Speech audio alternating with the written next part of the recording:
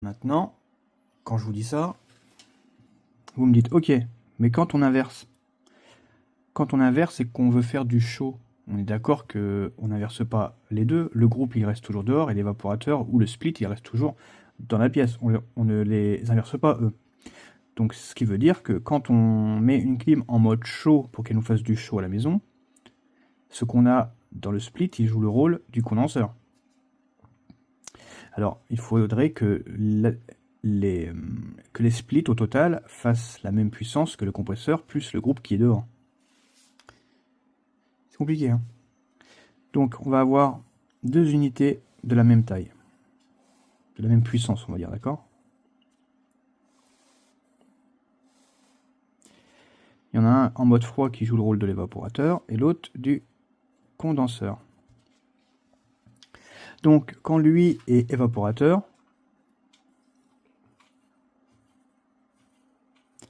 en fait il va pas tout utiliser son serpentin. Parce qu'en fait la puissance elle est liée à combien d'air on peut faire circuler sur le serpentin. Donc là on a les ailettes du disperseur de chaleur. On a le in, out, in, out. Donc là, quand je suis en évaporateur, on aura ici une petite valve qui est très mal dessinée là. En fait, quand on l'activera, on condamnera le reste du serpentin et on sortira là. Donc le out sera là. Donc, je suis en mode évaporateur. Ok. Là, en mode condenseur, lui doit faire toute la puissance qu'il peut pour évacuer les calories le plus vite possible. Hop là. Et son out, il est là.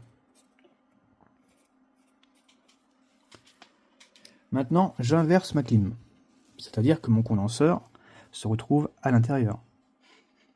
Donc, il faut qu'il fasse une plus grande puissance. Donc là, on va fermer cette vanne, qui fera qu'on va utiliser toute la longueur du serpentin. Et le out se retrouvera ici.